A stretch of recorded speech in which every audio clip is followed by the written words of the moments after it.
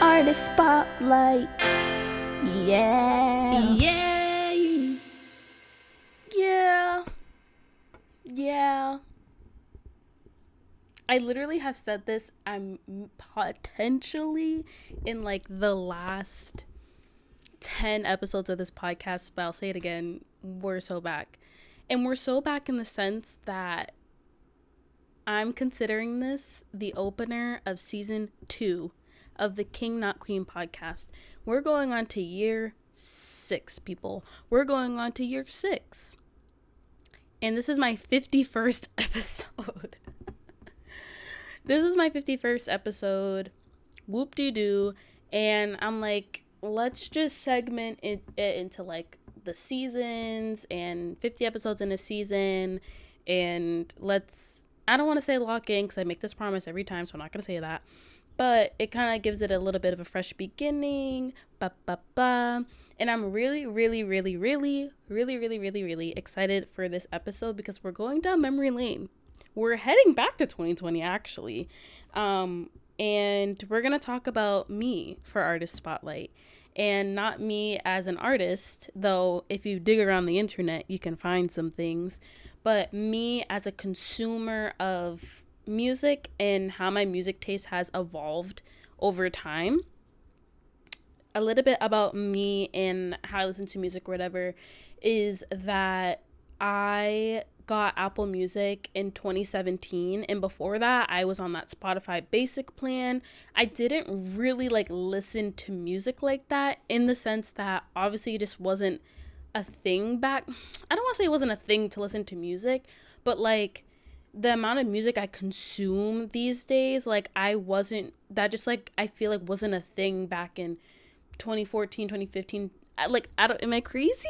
Am I out of touch, guys? I don't know. But I just feel like it wasn't a thing like that. And I also like wasn't allowed to have my phone during school. So there was no listening to music on my downtime. Like I barely had any of that.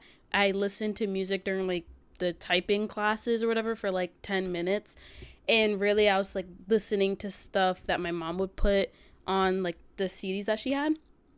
So I didn't really have an identity when it came to what music I liked and like what I was looking for. Like obviously looking back at the Charlie Puth episode, we all know I was a Charlie Puth fan. That was really what I was listening to, but it was like just in the car. And the concept of streaming music, I just feel like wasn't a thing back in those days. But once I got Apple Music, which thank you to my aunt, I am on the family plan. Once I got Apple Music, I have been able to like track the music growth and how often I listen to certain songs and But so I compiled. Okay, I just got so scared. I compiled. I didn't do this work. It was Apple Music's like year in review playlist. I went to go look back at and took some notes of what I was noticing and some trends and stuff, and we're gonna talk about that today. I thought it would be super interesting to like revisit my 14, 15, 16, 17-year-old brain and how I was consuming music, just because I consider it like so essential that I have my headphones on me at all times and that I'm listening to the newest things, trying to find new music, and what was I doing back then. So I guess we can get started with it. We're gonna start with 2017. 2017, I just graduated from 8th grade and I was entering my first year of high school. I obviously I was a nerd. I was 14 and I had just joined the Apple Music family, and I was super obsessed with, me and my friend were super obsessed with Pretty Much, which was like this boy band, another Simon Cowell thing. And they were very diverse. Like it was a very new thing to have brown people in the boy band. So we were hyped.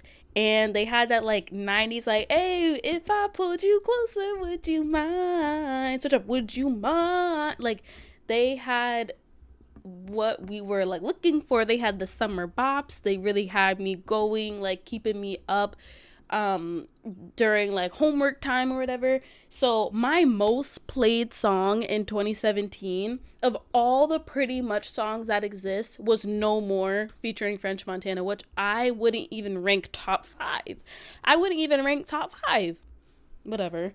But tell me what you want best, then think no more. But whatever. And then Open Arms, the chokehold. When I tell you I was in a chokehold, I was in a chokehold. Like, that song, y'all don't get it. Y'all don't get it. Where were you in Open Arms? Like, Dad, I'm dying. Dad, I'm dying. Like, the beat drop, Nick on that song, whatever. Open Arms, really great. What also came out in 2017, Taylor Swift Reputation. I'm not the biggest Swiftie, but I was locked in for 1989, and I was locked in for Reputation, and I, with my full heart, believe, actually, this is just a thought I thought of right now, but I'll put that to the side. I full-heartedly believe that this first half of the album is perfection. And is that biased because a lot of the songs she released from the first half are singles? Yes. But hear me out. Reputation could have been an EP. Am I wild for thinking that? I think that Reputation could have been an EP, and I think it could have been a good one and something very different for her. Obviously she was trying to go for the whole different thing, like turning very dark during this time. And an EP, I feel like would have done numbers. It would have done numbers, and I think would have kept her career even more afloat than Reputation already did. But releasing the EP, oh my goodness, and having like a visual album for the EP. Make me your creative director, Taylor. Actually, maybe not now, but like back then, my 14-year-old brain, I'm cooking. But yeah, I was dabbling a little bit in the back half of the album, but my most played songs from Reputation during this time in 2017, I'm trying to like pull it up quickly while still talking. My most played songs were Don't Blame Me, I Did Something Bad, Endgame, which Endgame made it on the New Music Friday last year, or I think it was last year, at the end of last year. This Is Why We Can't Have Nice Things, Delicate, I don't know why So It Goes is on there. I think does it come after Delicate, because I never really listened to So It Goes. But Look What You Made Me Do also had me in a chokehold. Literally the entire album is on is on this list, and I'm so surprised how low Ready For It is, because that's an opener. Like, that is an opener. It's so good. But the entire album is on this playlist.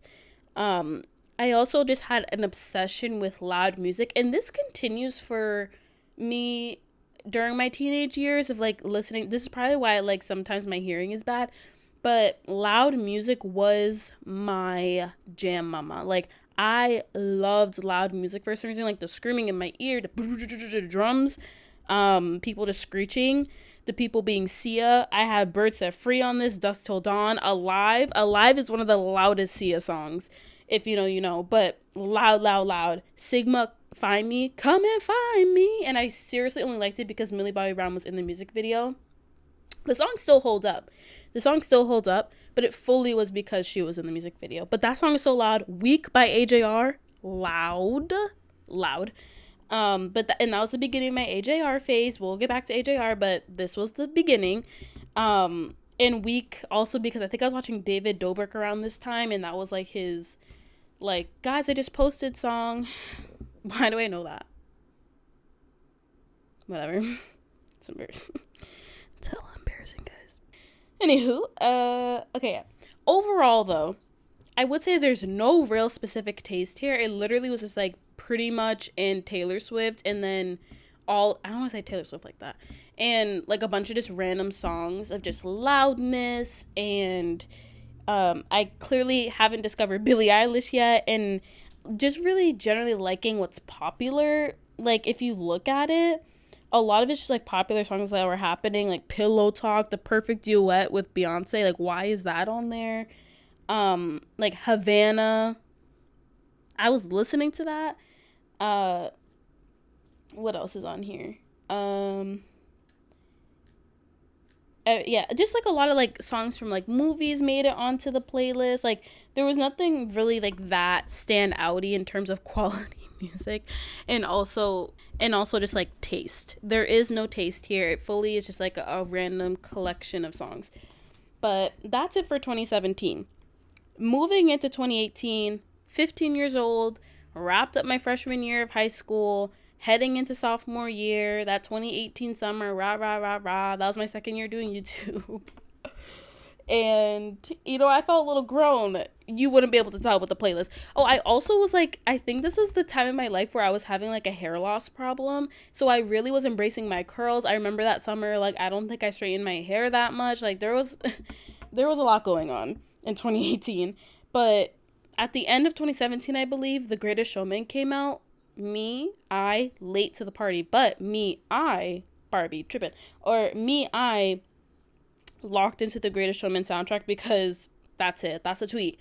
That, please watch the movie. Like, disregard the fact that it's P.T. Barnum, who was like a not good person, and that soundtrack is incredible. It's so good. It's so good. I love Hugh Jackman for that.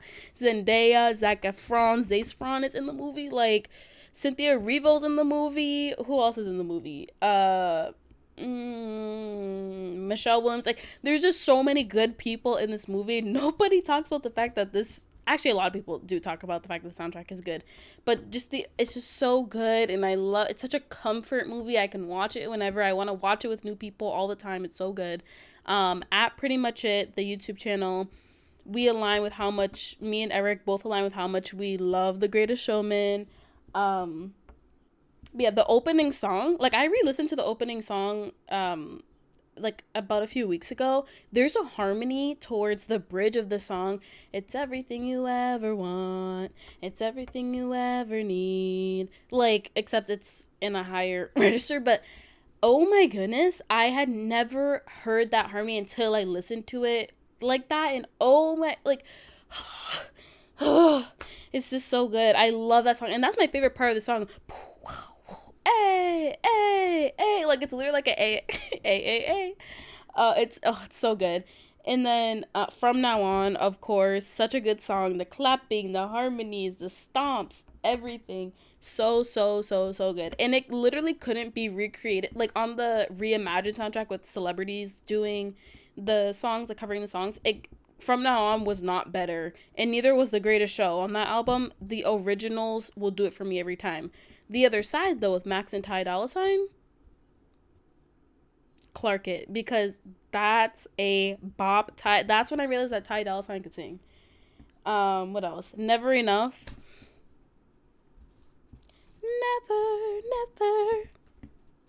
Never for me. Oh, so good.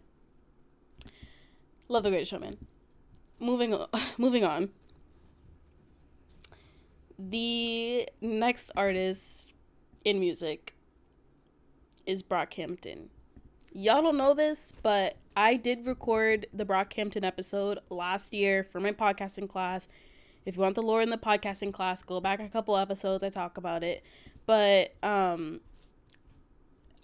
discovered Brockhampton from a Teens React video, and they had already released their like 3 back-to-back of the Saturation trilogy at that point. So I remember listening to that in my headphones with my curly hair during the summer. And then towards the end of the year, they released Iridescence.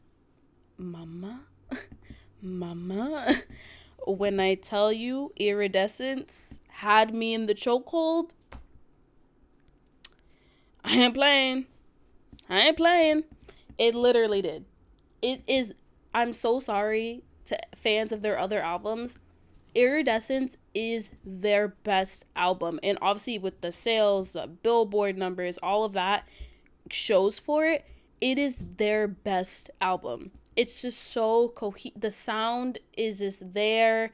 And it's just, that was their first album without Amir. Like, there was just so much going on with the lore of Brockhampton during that time. And it's just, it was just so good. The aesthetics of it. I love that album so much. My faves, Jover, District, Something About Him. something about him, because who will be my something about him? Like, for real. It's just so good. And I can listen to that from top to bottom. I really can. The Jaden Smith feature, like, huh? The Beyonce sample that she cleared. I'm sorry. The Beyonce sample that she cleared. Crazy. Oh.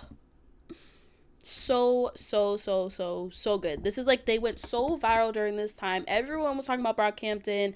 The, not painting themselves blue, but like wearing the bulletproof vest, all that, like their fashion during this time. It was just so good. And I miss this era of Brockhampton. And this is when I was begging people in 2018 to really, really hear me out about Brockhampton. And just I couldn't get anybody to be with me on it. Like, I was alone in my love for Brockhampton. I had nobody to talk to about it. Was I the person listening to Boogie at 7 a.m. in the morning? Yes! Anyways, 2018 was also when I first discovered Billie Eilish. I had Don't Smile at Me in my library for some time, but I never just hit play on it. I had known it was popular, but again, this is my music taste, knowing something's popular and just adding it, but not really, like, listening to it, like listening for real. So I had never listened to it. And then once she came out with You Should See Me in a Crown, and When the Party's Over, that's when I kind of got locked in and was like, okay, wait, I'm vibing with it. So I really liked, they were great singles, especially to showcase not her range, but her range in genre and who she's like appealing to, because she can do the hey, bah. No, wait, that's not a song. She could do the You Should See Me in a Crown. And she could do And I'll Call You. Like, she could do both. Y'all don't understand. It's not talking to you. And then, of course, Charlie Puth voice notes. I already went on my whole spiel about that. Go watch the Charlie Puth episode. Just go watch it, because voice notes, like, was my life in 2018 as well. I went to the concert. Gabby Hanna's Beginnings were also in 2018. Monster had came out. Like, go watch the Gabby Hanna episode. I'm not going to talk about it, but we all know how I feel. Go watch the pods. Pretty Much was still here. They were still around. I was still enjoying it. Pretty Much an EP came out. On My Way. I know my girl's in another club with somebody else, girl. There's nobody else. I know I'm late, but I'm on my way. Yeah. Like, yeah. Like, we don't talk about it enough. We actually just don't talk about it enough. That song is so good. And what else? Oh, 5 Seconds of Summer's comeback in 2018. Hear me, I was not a big 5 Seconds of Summer fan. I don't know if I was too young or if I just don't think that was my vibe of music. My cousins, on the other hand, were big fans of 5 Seconds of Summer, and they put me on, and I will thank you very much, guys. Thank you for putting me on, because if I was ever put on in 2018, I don't know where I'd be right now. The 5 Seconds of Summer concert that we went to in 2023, the rough year that was 2023, that concert that we went to, the best concert that I've ever been to in my entire life. And I've been to 2 Phineas concerts. That was the best concert I've ever been to. And it was so good. I was so hyped to be there, to know all the songs, and to hear new songs for the first time. Like, in our concert was the first one to hear English Love Affair live in years. Yeah, Mama, Boston Night too. Yeah, we were there. So, and the fact that it's permanently on the set list for the next concert. So yeah, I was put on, and that it really is a top to bottom album as well. My faves, like, that made it to the end of the year playlist, Moving Along, If Walls Could Talk. I knew something, because now if I listen to this album, I'm clicking If Walls Could Talk first, because I just knew, like, as I would get older, how much, like, I would enjoy that song. Dun, dun, dun, dun, dun. If these walls could, I just knew something. Young Blood, when that played during the I would say epilogue. What is that?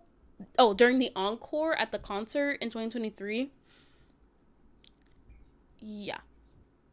Yeah, I was screaming. I've never ever. I literally was like, remember, and Luke was like, remember, and I was like, I was like, oh my god, because I told my cousin, I was like, don't tell me what the encore songs are. For the encore songs to be Youngblood and outer space slash Carry On. I didn't know that song. Now I do. If I were able to relive that again, I'd probably be on the floor and like my astral projection would be coming out of my body. So yeah, I really like Five Seconds of Summer, I guess. And then, 2018 is like, I was writing the notes last time, like, this is a really long list for 2018. But, like, this is when you could tell things were changing for me. I was celebrating the 5-year anniversary of Bangers by Miley Cyrus, a banger of an album, literally her best work. Mike Will made it, Miley Cyrus made it, like, Drive, let me see your hands in the air, and Someone Else, bangers, literally like, it's such a good album. I cannot believe that came out 13 years ago, and that, like, I was 10 years old when that came out, and it still sticks with me to this day, is crazy. That album is so good. A lot of these songs just remind me of, like, what I was up, the shenanigans, like, the one-sided shenanigans that I was up to in 2018. Kids See Ghosts, that album with Kanye West and Kid Cudi came out, and literally I would use that album to time myself with how fast I was walking home to and fro school.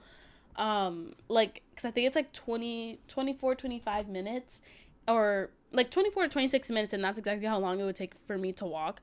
And I would like to try to like hustle and bustle to get home before it ended and started again.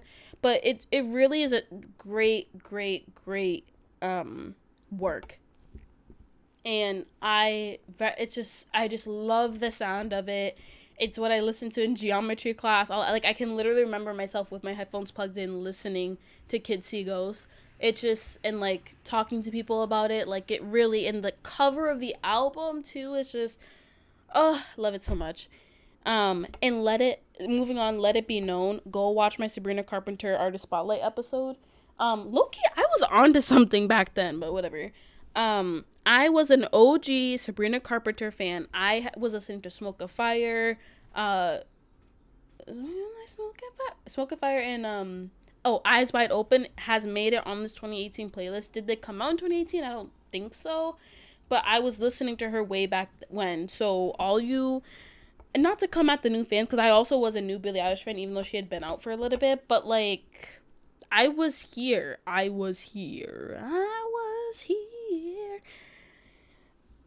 also made it a point to highlight some of my embarrassing music at this time. Scotty Sires' debut album, Ruin Your Party. Obviously, I was a big Vlog Squad fan at this time. I went to go see David Dobrik live when he came to my hometown, which is like, why was he here and not somewhere in Boston? Pause. But and at the end of it was like a 20-minute Scotty Sires show, and I had known all the songs, so we were all standing up, I was knowing the lyrics and stuff. And I really, really wanted to go to the concert for this album, I remember, and it was at Paradise Rock Club. I really wanted to go, and I was like, I'd be going to it alone, like, I'm 15 years old, like, I ain't doing all that, and I didn't want to drag my mom to go. I also was like, am I paying for these tickets? Like, I don't have a job. But, I really, like, hot take, that album isn't bad. It definitely is, like, it's cringy. I admit that it's cringy, but, like, it's not a bad album at all. And for him being, like, a YouTuber going to music, it could have been a lot worse. The features that he had on it were super great. I remember the song Lullaby, and a song he had with this artist named Chris I really liked. His song with Bruce that produced for Gabby Hanna. Like, a lot of the features on the album were really good, and I was had me in the chokehold. Like, I'm so sorry, but it really did, and it's embarrassing. It's embarrassing. I also what also made the playlist was Ansel Elgort, and I'll leave it there. I'll leave it there. Overall, though, my love of soundtracks was developing, which you'll see more of. And then I clearly was finding my favorite artists. 5 Seconds of Summer, Billie Eilish, thank you very much. And my love of, like, anniversaries of albums and, like, looking back in my past and all that. And clearly Brockhampton was a really big part of my life between 2018 and 2021. So I very much was enjoying those artists, but very much a way more cohesive playlist of music than I don't know what was going on in 2017. But moving on to 2019, Sweet 16, finishing sophomore year, heading into junior year, which really, like, that was a rough time. Honestly, any junior year of anything is a rough time. And I don't think you can tell here, but, like, you could tell by the music, but, like, I also just was consuming more artists during this time. Of course, March 2019, we had Billie Eilish's debut, When We All Fall Asleep, Where Do We Go? I distinctly remember waking up that morning and listening to it before school and, like, just loving All the Good Girls Go to Hell. Like, I was like, whoa, what is this song? And, like, relating to it for some reason. Like, I just didn't know what was going on. But my phase during this time where You Should See Me in a Crown, Bury a Friend, again, All the Good Girls Go to Hell. And still during this time, like, I loved loud music, and those are very, very loud songs. Again, also during this time, Gabby Hanna's To a Mirror EP came out. Again, go watch the Gabby Hanna episode. I'm not gonna talk about it too much, but, like, that was my lifeline. That was my lifeline for music during this time. Oh my god, it literally was. And for some reason, K through 12 by Melanie Martinez. This was my first.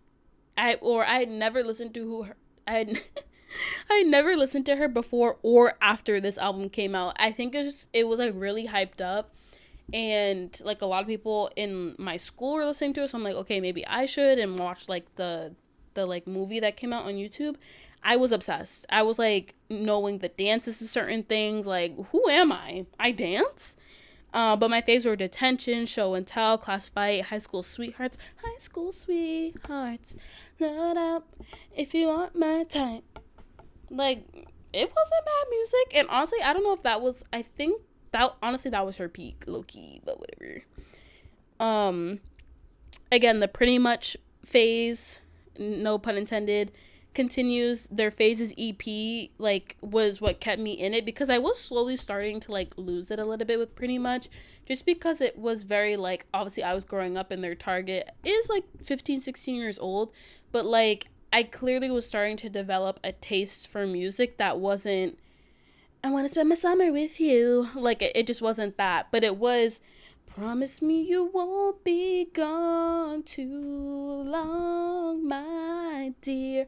And, like, their production and them owning their own, like, music track meant a lot to me. So I was locked in. Their song Eyes of You, I just can't take my eyes off of you. Tell me anything you want me to.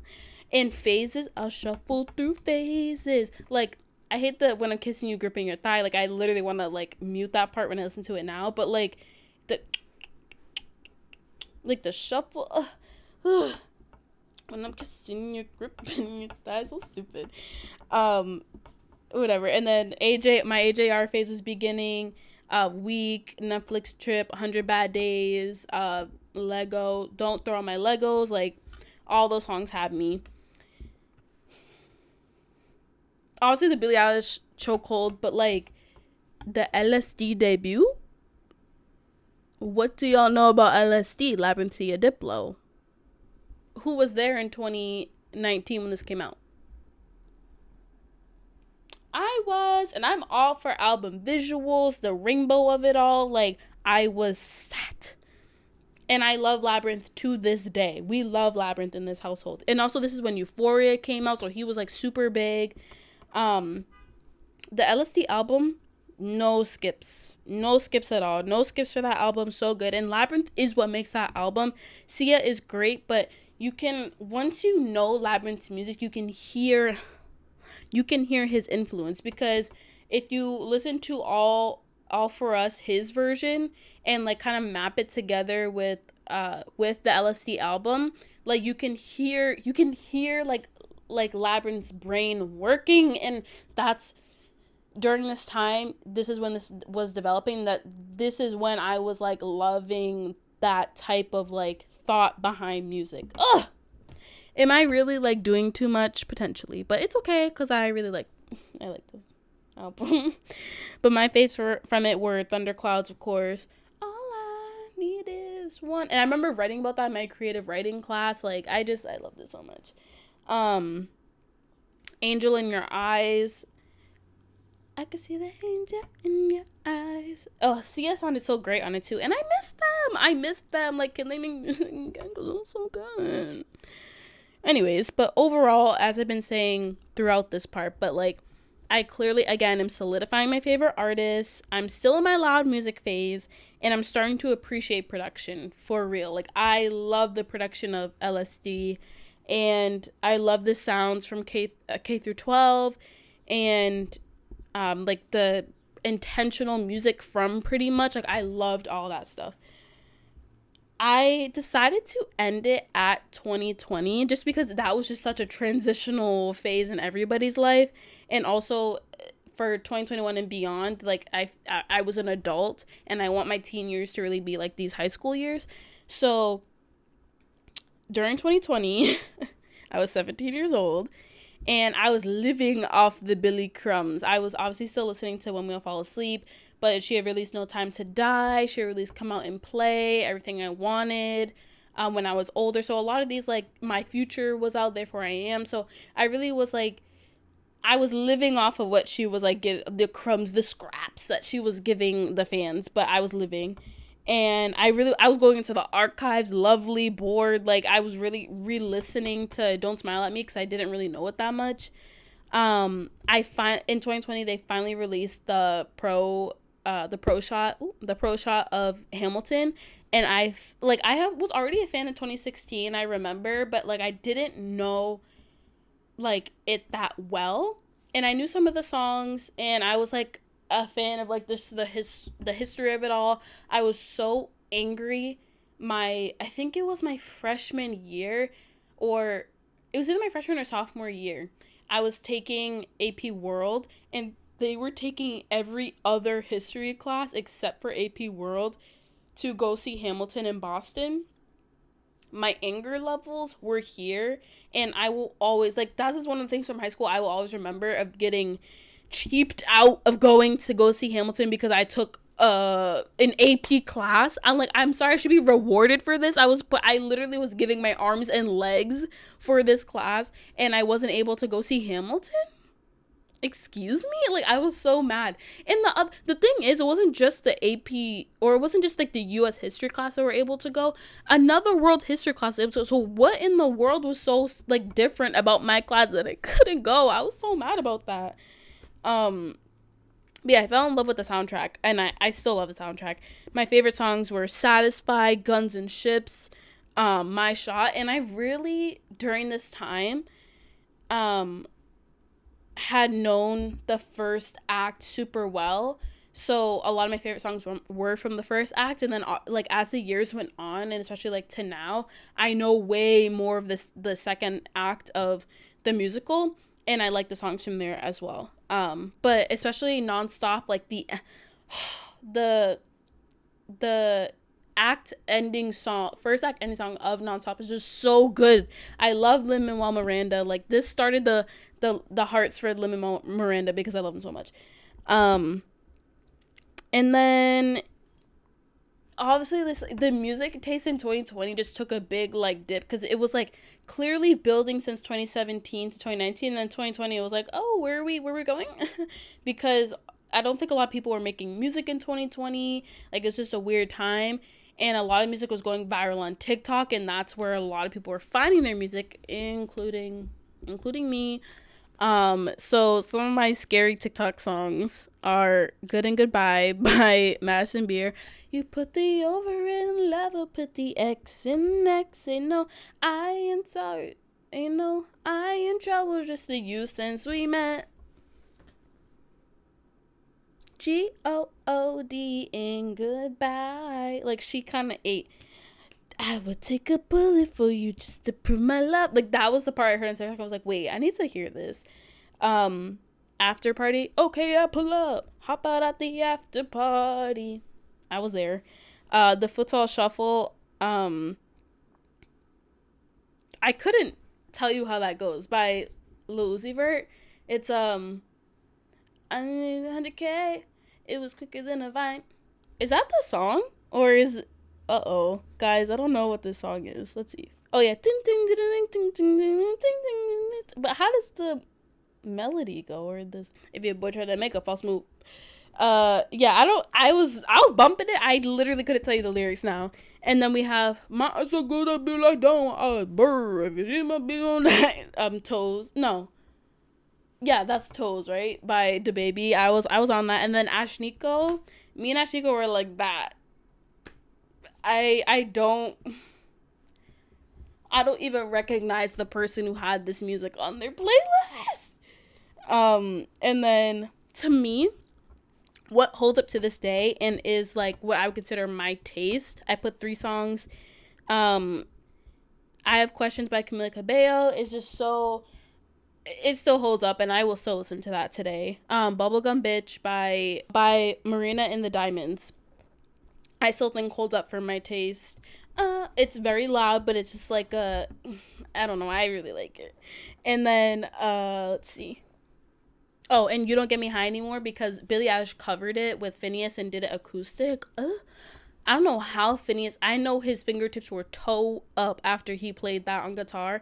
I tried to play that on my ukulele, and the calluses that I got from that were so, like, painful.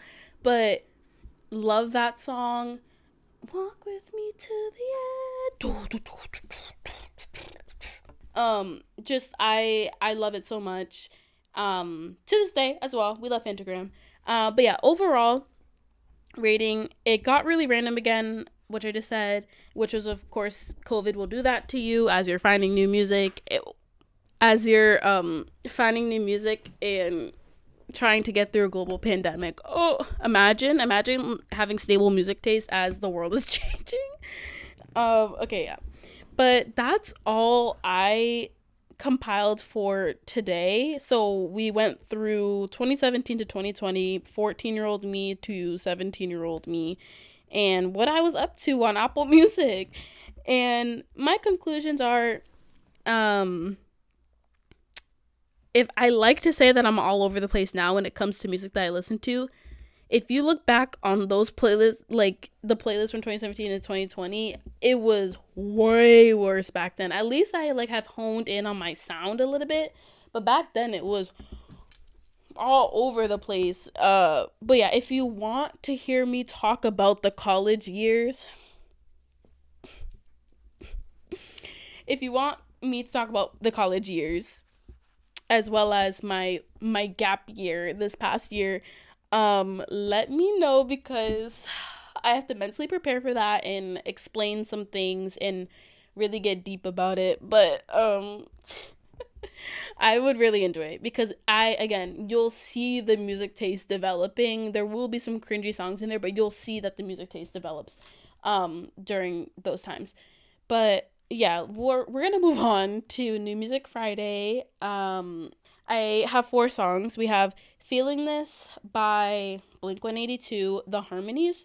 Faith fell short this time, smile fades in the summer, or whatever. I don't know what the lyrics are, but I heard like the vocal stems from it on TikTok, and I was like, yeah, we're gonna add that to the library. So we have that. And then Drop Dead, of course, came out last week by Olivia Rodrigo. Very good. I watched this movie called Roommate. Oh, this always happens. My nose gets so stuffy. I watched this movie last week called Roommates on Netflix, with like that Adam Sandler produced movie, which I I just the whole situation makes me just grateful for the life that I lived in college, because if I the root her roommate was actually like the devil, and I was like, I really was the whole movie giving her excuses for her behavior, which like that's just what I do. I love doing that for people. But actually she was just the devil. She was just an awful person. But I heard this song at the end of the movie. It was playing Girl So Confusing, and then it went to like the scroll credits. I'm like, what is this? I hope you walk with me. Why don't you? It was such like a Roar XD slow kind of song. Like, who was singing this? And it took me so long to find it. And it's by Sadie Sandler, the star of the movie, made this song called Walk With Me, and it's so good. Like, what the hell? It's actually just, I don't want to say it's a perfect song, but her voice sounds really good on it, and like the layers of it, and to know that she wrote it, like, ooh, it was so good. And then we have Gasoline, the remix by Haim and Taylor Swift. And I did it. I heard it from TikTok. Whatever, I don't care. Like, sue me, sue me, sue me. But I heard the Taylor Swift version, and I was like, I'm sorry, she sang this. And that song is just so. It's just, if you know me and you heard that, you, oh yeah, I see why. Like, that's totally my vibe. Gasoline, gasoline, pretty please. Oh, it's so good. It matches this outfit. Speaking of this outfit, guys, I made this. Well, obviously, but I made this shirt. I'm very proud. I feel so comfortable. It's so comfy. It's so comfy, and it's so easy to just throw on. Am I sweating a little bit? Yes, because the windows are closed. But like, you could do so many variations of it. I love it so much. The sleeves came out so good. I didn't even block it. And it's already so, and it's so like wavy. And I also cut my hair last night, which it wasn't like a lot, but it definitely feels just a lot more. I don't want to say, it does feel a little bit more healthy. It also just feels a bit more like me. I feel like me, shoulder length hair is where I want to be at. And also, I just want the long hair so bad. It just takes so long for my hair to grow, just so aggravating. But yeah, that's, I didn't do the fit check at the beginning of the episode, so I was like, might as well do it now. But yeah, this is the end of the podcast. Thank you guys so much for watching. I'm so happy that we're having new beginnings here with season 2. This is Artist Spotlight episode 6, and this is my 51st episode of the King Not Queen podcast, and that averages about to like 8 to 9 podcasts a year, which is a tad embarrassing, but like, I was busy, guys. I was busy being a scholar. But I'm excited to have this season 2 and to start fresh. And don't mind the manic that I was in the month of February when I was trying to post like every single day. I don't know what was going on. I do know what was going on, I think. But like, I was just having like an identity crisis in the month of February, and like trying to see what works on the internet, and like trying to keep myself busy, but then also like hating doing that. And like, I don't know, it was just, there was just a lot going on. I don't know, like, that was just a lot. And like, you could tell I was just so quickly burnt out after the month that I was doing it. Like, it was, I did too much. So I apologize for doing too much, guys. It's so embarrassing. But yeah, if you like this episode, again, if you want me to do a part 2 to rating my music taste, let me know. If you will, like, please let me know. And I'm probably gonna do it anyways, but whatever. Follow me on TikTok at king.notqueen, on Instagram at king.notqueen. Hit the subscribe, bro, please. Hit the subscribe to join the party, to join the court of the King Not Queens. And I had to come up with a new name because that's already a thing. And to join the party palace, the party throne, the royal throne, one of those things. And whatever, yeah. Happy music artist spotlight. Welcome to season 2, and I'll see you guys And the next one.